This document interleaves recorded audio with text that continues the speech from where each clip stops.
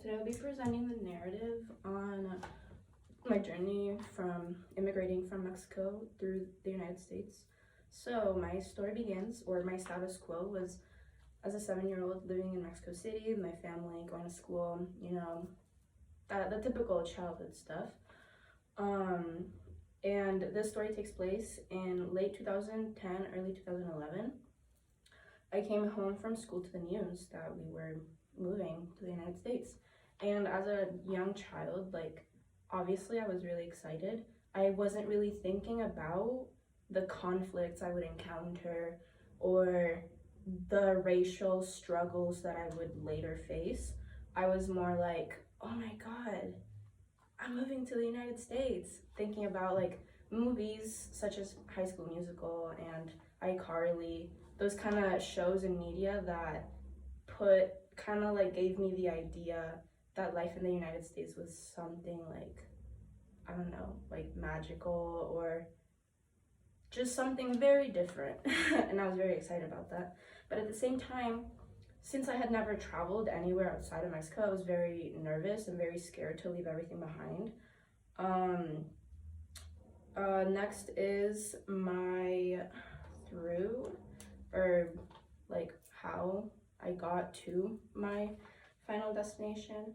The flight was on January 11th, 2011, and we had all our bags packed, and went to the airport, flew a 3.5-hour flight, and through that whole flight I was thinking still very excited to go. Wasn't really thinking about the fear. I was more like, oh, I can't wait to try a Twinkie or KFC, stuff like that, because the media once again had very much made me look forward to those things. I hadn't really been presented with any of the negatives or stuff like that since I was a kid.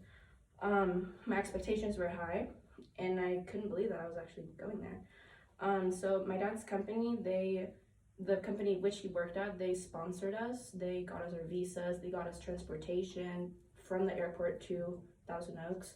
They got us housing for a few months just so we could get up on our feet. We headed to Thousand Oaks through the 405 and the 101. And when I was at LAX, that was the first time where my view or my status quo of life in the United States began to shift for the negative. I felt very out of place since everybody was obviously speaking English, having to go through immigration, TSA, getting patted down and everything. As a child, it was a little bit intimidating. So that's why I was I'm different. I'm not, people see me differently than how I see myself, I don't know if that makes sense, but, so yeah, I got a sense of not belonging when I got there, and that would continue on through school, stuff like that. Even just going to grocery stores or restaurants. My whole family and I, we barely spoke any English, so it was a lot of isolation, a lot of feeling out of place, and being judged by people in public.